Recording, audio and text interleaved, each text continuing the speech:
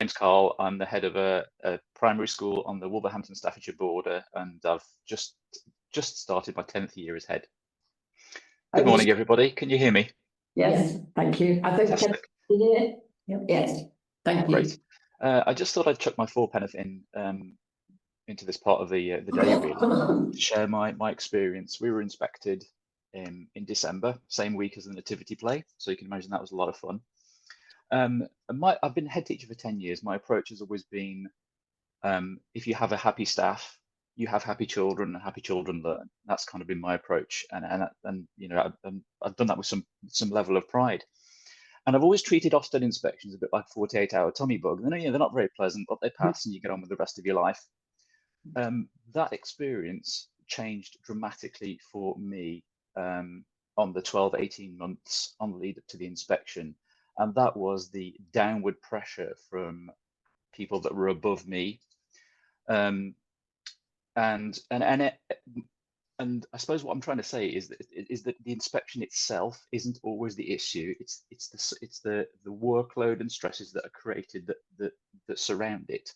And on the run up to it, and the 18 months were very, very, very hard for me. So I apologise if this is a bit of a ramble, and I apologise if I cry, but I thought I'd share anyway.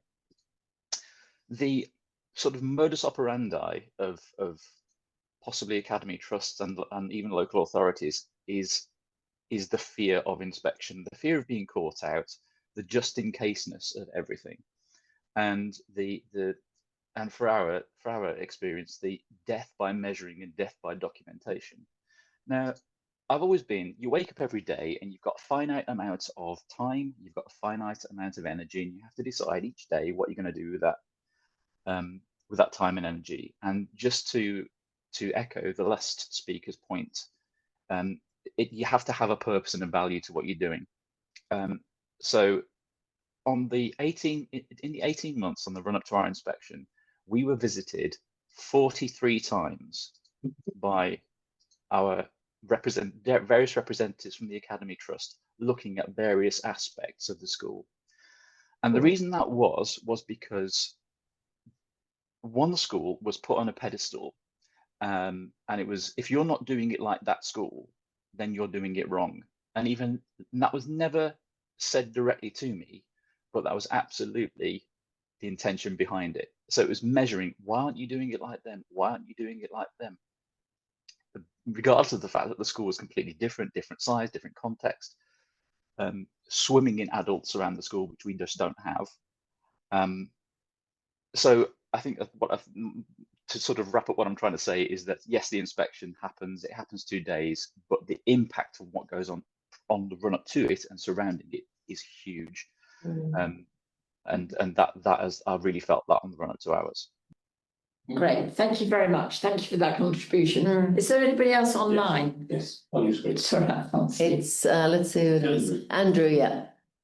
Hello, yes. Hi, I'm Andrew Bethel. I'm a chair of governors, colleague of Melian's in Haringey. And I've just got a couple of observations really, in relating basically to both Kenny and James's presentations. One of the things that has struck me looking at the Ruth Perry case with all its sadness and the way that it hugely heightened the concern for well-being, as Kenny pointed out, was the lack of support, it seemed to me, from the chair of governors. And I noticed that Kenny put one of the concerns, and in a sense it relates to Carl's concept. Obviously he's an academy chain, it's different. But there are too many chairs, too many boards of governors, in my view, that are overwhelmingly doing their holding to account role and not their care and well-being and duty of care. And it seemed to me that Ruth Perry was allowed to spiral down for all kinds of reasons, and that a good chair would have been in there from the very word go to say, look, there's only one item of this. There are all kinds of indicators suggest that the school is doing extremely well. The safeguarding stuff is, we slipped up, we should do something about it, but this does not reflect on you. And it seems to me that wasn't there in couldn't have been there for her to spiral in the way that she did. So really, my main point is to make sure that in all this work, there is much more emphasis on governors, and in a certain sense, is it Carl or Carrie? I'm sorry. The supporting people above you should be there to support you, not to pressure you, not to make you feel to crank up the stakes. And I don't think that's referenced enough in the considerations going on. And I'd really like to make a real shout out for the role of sympathetic, supportive chairs, particularly chairs, but governing boards that are aware of all the issues that both Kenny and James raised, and the impact that it's having. James, your concept of the way Ofsted warps leadership and it warps governance as well is absolutely right. I've not heard it put like that, and it's absolutely spot on. One of the things, the other side that it warps, Carrie talked about the dreadful pressures in the run-up. In my experience, you have all those pressures in the run-up. What happened in one of the schools that I was a chair of was we got through the Ofsted. And in fact, the Ofsted wasn't too traumatic and we got a good. But the springs came off everybody, and we had a year in which our results nosedived, because everybody was so relieved, so relaxed, and so pleased with themselves that we'd got a good. And that's just yet another way that Ofsted distorts and warps the school improvement process. So I'm 100% with James that Ofsted does not help school improvement. In fact, it has the opposite effect. Thank you, Andrew, very much indeed. Peter, do you expect? Yeah, just picking up that point about governors. If you're a governor at a school, as I am, and many people presumably here will be, then your backbone is the National Governors Association. Every week, every regular thing, all things, it's all about how we should hold the schools to account. It's not like Ofsted haven't done it, but my God, these governors are meant to do it. We're being told to do it continuously. It's too much, man. Thank you. Yes. So my name is Mike Daly. I'm school improvement and school support lead in a local authority in Wales. And I'm listening with fascination to what's going on in England. A lot of this is news to me. We don't have academies. We don't have Ofsted. We scrapped SATs decades ago. I'm not pretending that it's a utopia in Wales, but one of the things that strikes me just listening to people this morning is, and I'm seconded to the Welsh Government at the moment to look at curriculum and what our curriculum is for and the purpose of school. And it seems to me I'm unclear what the national view is in England of the purpose of education, the purpose of schooling. What is it for? And is it for qualifications? Is that the measure of a good school? So our curriculum is very, very different to the model we see in England. It's about the human development. It's the type of human beings we want to create. It's a purpose driven. I think our colleague from Tottenham was just saying, what is the purpose? What are your values? Our government, if you like, has set out a set of values and purposes, and it's every school's aim.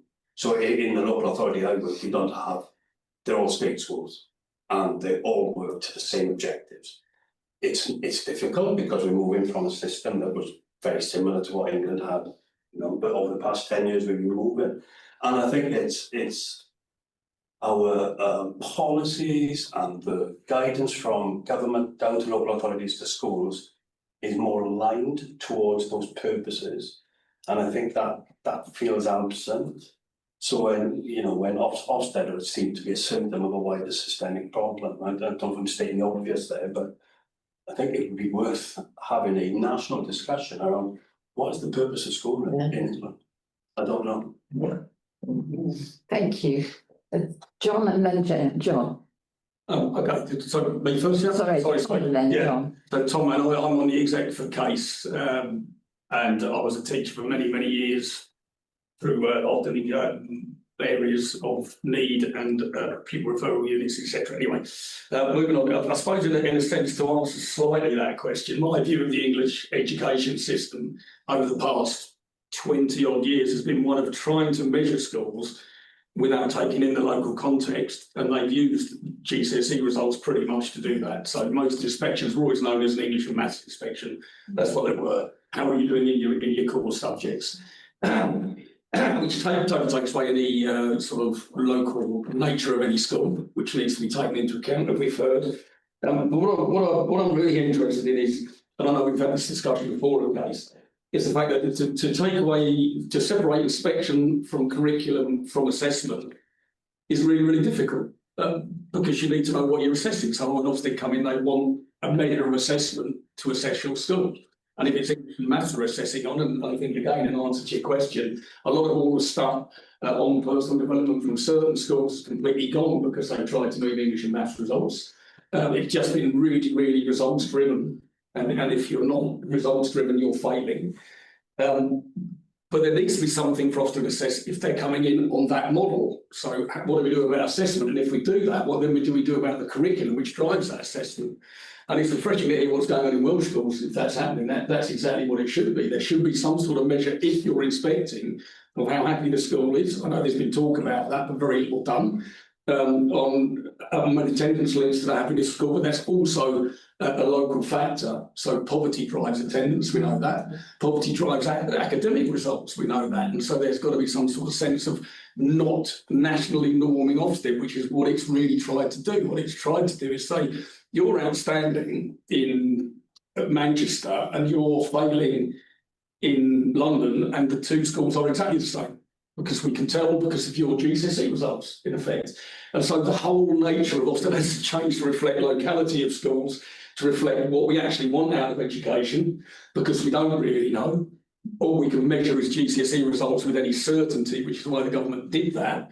So they can have an empirical measure and say, we know you're right, because look at your GCSE results rather than look at how happy your kids are, which is more nebulous, or look at, other factors that make your school a functioning learning environment. And so I think this whole thing about Ofsted changing has to link into curriculum, has to link into assessment, and has to be an overarching change about what we want education to do and what we want for our young people when they leave. To answer Ofsted, it might have to be measurable, but it's very difficult to measure. And so it is more nebulous, but it has to happen because we're failing our kids. Attendance is down, primary to secondary is appalling. Kids are much less, we've got the least happy kids of any measure in Western Europe in secondary education. These results are skewed, even though we look quite good. We didn't enter the right data into the model, and so we don't really know how we're doing in English and maths, even though the government is saying we're brilliant. And GCSEs need to fundamentally change with the amount of time spent in the curriculum, English and maths in particular, and science, to liberate more interesting subjects, things that engage kids more. And so my argument is you can't have one without the other. You've got to have all those three things changing at the same time, or it becomes a bit of a, tinkering at the edges, which is why I think the Ofsted review is going to tinker at the edges and do nothing fundamental, because nothing else is changing to support that. Thank you, Tom. I'm just going to ask John behind you, because you asked some time ago. John. John Banks. Do you want to say who you are? Yeah, I'm happy to say Graham made an interesting comment. He didn't want it to be a conclave of ex-NUT officials. I would say some hope. Anyway, I'm ex-head of education at the NUT, and I've worked with Education International for the last 15 years. I thought James made a very interesting point about how you define well-being. And I would suggest, and I think I've done a lot of work on the area, is actually everyone can only operate if they have high levels of self-efficacy. And the question always is, what is chewing away and undermining your self-efficacy? That has to be the rubric, actually. The question I want to ask is, and I want to thank James and Kenny as well, actually, is that you survived as head teachers. Now, what I'd really like, if you could do a haiku, is identify the qualities that enabled you to survive, both of you. To me, it's been about teamwork. I was never on my own, was never a lonely head teacher. I invited people in, all sorts, because I learned some of the best ideas and the best solutions came from the most unexpected quarters, and it wasn't to do with hierarchy. And I think hierarchies are quite damaging sometimes, actually. And that's what kept me going, I think.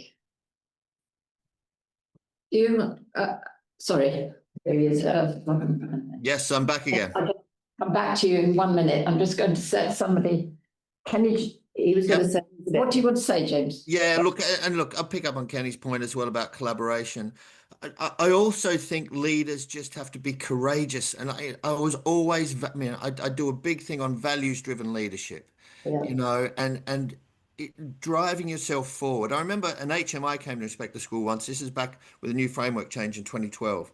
And he said, oh, you know, are you putting all your resources into year 6? And I said, no, I'm not doing that. What I'm doing is making sure there are resources across the school so that we never have to be in a position where we're, you know, absolutely ramming education into our year 6 pupils. And he's gone, oh, that's brave.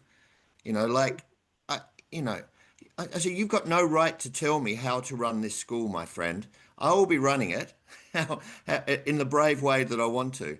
And look, you've got to take some risks, but you've got to be values driven. You've got to continue to have confidence in what you're doing is right. The only way you can know what you're doing is right by talking to your colleagues, right? And just get, you know, you can be consistently bad as well as being consistently good. So what good looks like, you've got to get out there and collaborate, but be values driven, you know what's right and keep doing it, no matter what those people say who may be coming in to judge you. Can I come in on that, just to come back to the values? Because you have to have, to a certain extent, it's a bit arrogant in a way, because when I went into school in the Isle of Dogs, I had a very different vision, and my values, which were all about inclusion, were certainly not what that local community wanted, or a large section of it. And so I had to fight against that. So you're constantly that persuasion, all the time persuading people that actually this is the right thing to do. So, you know, parents, when government, I don't even talk about parents, they talk about as if they're a homogenous group, that they're all, you know, you're all going to be on the same page. Very often you won't be. And you have to do what you think is right. And that, you're right, that's kept me going all the time. I knew what was the right thing to do. And that's where I ploughed on for 17 years. Yeah. And taking other people with you. They will be on board. They will be on board. If you can articulate that vision, values driven, you get people coming with you, and all of a sudden you're the tip of a spear. Yeah. Did you want to say something? Yes. Go on, go ahead. I'm wondering what sort of people Ofsted inspectors are. I happen to know 2 very nice women in East London who have been Ofsted inspectors. I can't imagine them being horrible and negative to people. But a friend of mine in Bristol is a governor at a secondary school. And fairly recently, after Ruth Perry's suicide, which is supposed to change everything, this head teacher, she wasn't suicidal, but she was in a terrible state. And luckily, my friend was able to support her. So it's still going on. Mm-hmm. And I'm wondering what training they get. You know, are they trained to know how to support people? Do they do role play, which can be quite effective? You know, do we know anything about what training they get, or what sort of people? Are they the sort of people who like power? And there was a play by Peter Campling, who was the head teacher, who left under a cloud, apparently. And he wrote a play called The Inspector's Call, where a very officious young Ofsted inspector comes in, and the nice old-fashioned head ends up having a heart attack and dying as a result. I think it's very interesting what training they get and who is actually training them. Yes. We've got somebody else who wants to. Tony, do you want to? Only just to say that, you know, there's a lot of talk about head teachers here, but on the chalk face, as we used to call it when I was still a teacher, the pressures on those people are tremendous. And, you know, and it comes, everyone feeds down the pressure. Yeah. Now, if you're saying stand up to these bastards, you know, fine. But it doesn't only occur to the inspectors, it occurs within your school as well. But now we're employing in secondary schools, particularly, we're promoting people after 3 years of teaching into senior leaders roles, because they will do the thing that people who've been around for a long time refuse to do, i.e. put pressure on the staff in their areas. And it becomes a vicious cycle, which then comes down to the children. Yeah. You know, I had a wonderful, little joyous experience 2 nights ago. One of my grandsons in a local, very, very good comprehensive non-academy, and that's the problem, we've got to get rid of those buggers. But, you know, he said to me on Thursday evening, he said, "Grandad, I'm looking forward to going to school tomorrow because I've got my double music GCSE." Now, how many secondary schools are offering music? Yeah, it is. Yeah? How many secondary schools are offering those things? Because we narrow the curriculum, because it will eventually do away with teachers. Because it will just be, here's a set of stuff, pass it out, have a supervisor walking around with 100 people in a room and say, this is the day's lesson. It's almost got to that. Yes, yes. Creativity and joy has gone out of the job. And that's what we need to get back. So for a start, we need to get rid of multi-academy trust. That's for certain. And I'm pleased in the magazine this week, the NUT magazine, NEU magazines is now in Liverpool. They're actually stating that at a council level. We're going to do away with SATs as far as we can, with maths as far as we can. And it's slow progress, but we all need to work away at it. And it needs to bring back, I think the word is joy. Yeah. For the teachers, for the parents, and for the kids. And that sounds very sloppy and old-fashioned, sort of hippy-dippy. It bloody is, because those ideas worked. Yes, and as somebody said earlier, children who are happy learn well, and teachers who are happy also. Right. And that is not the picture we're getting of what's going on now. John, is there anybody else online? James, and do you want to say anything, Carl? Oh, you can let you go. Very quickly. I think I'm right, Kenny, that you had a failed Ofsted. Yeah. Yep. Because and then you got it out of the failed play, and you wrote an article in the Times Then. I did. Which I've written lots of articles about it.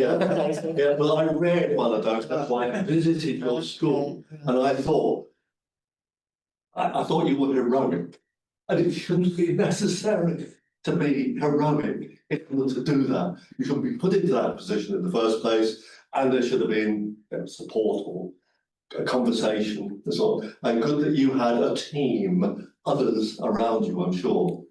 Yeah, I mean, I think the inclination is because you feel so ashamed as a head, because you take the responsibility and you know the effect that will have on all your staff, on your kids, on the community, and that feeling of shame. And I think that's what head teachers and a lot of the ones I speak to now, they want to just hide away, hide in their house, not go out, because they feel the total responsibility.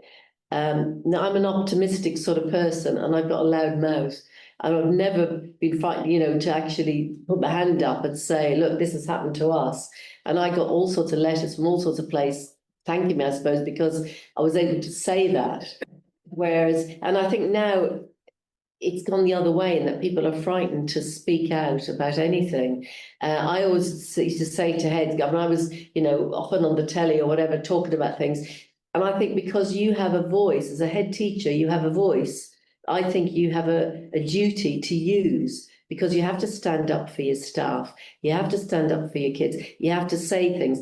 But I find now people are frightened to do it because those on top. And remember now, a lot of the heads aren't head teachers. They're head of school. Yes. You've got various levels of the hierarchy on top of them. They're not allowed to make any decisions for themselves. And I think that's a big, whereas risk-taking, James said that before, I had to take all sorts of risks. You wouldn't believe some of the risks I took in my role, because I had to do it. You had to actually do things differently. But people are frightened to now, and they're not allowed because they have to get permission from this person, that person, which I think, what's the point of being a head teacher when actually, if you're a head of school, you're a bit sort of like a senior deputy. You still have to go and ask for permission.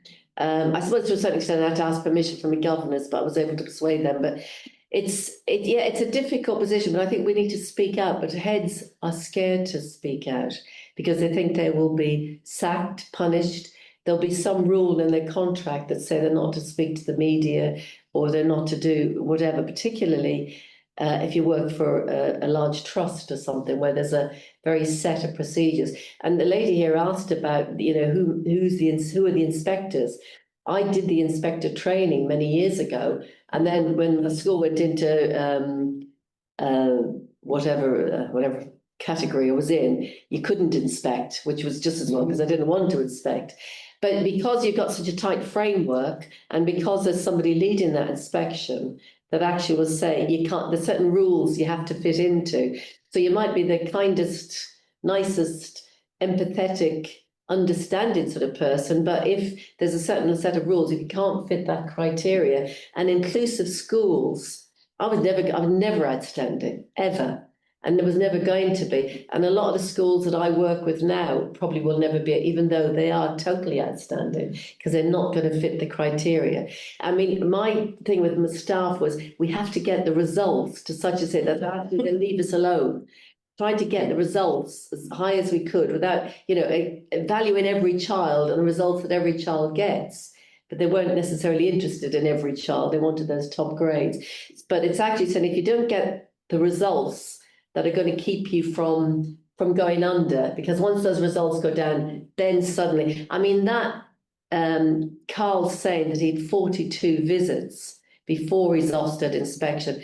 That is what we're finding, the pressure that's coming, not necessarily from Ofsted, but from the hierarchy and the people in charge who are there just in case, and these constant mock Ofsteds, you know, these constant reviews. If you're in a MAT, you'll have a peer review, which is people from other, you know, from hierarchy coming in every term at least to then do a number on you. And that constant vigilance. Somebody said to me when I was doing my research, you know, I used to work for Sainsbury's, and nobody ever came to sort of to tell me if I was, you know, an outstanding good or whatever it is in my job. If you weren't doing it, you know, somebody would tell you. But that constant scrutiny, I think, is what wears people down. You're always, even people now have gone to learning walks. Now, learning walks, when they were invented, was actually meant to be a CPD, a developmental thing.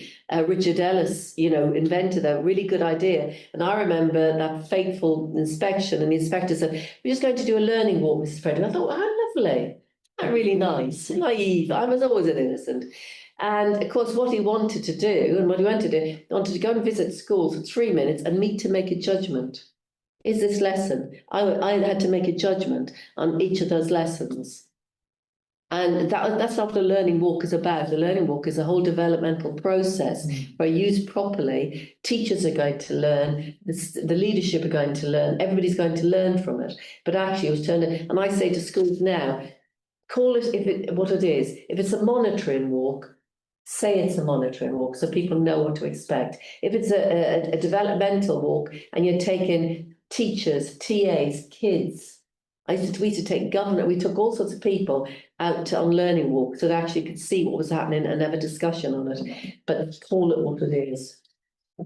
Thank you very much. I'm just going to give final word, James. Do you want to give a final word in a few words? Sum up everything. Oh, goodness.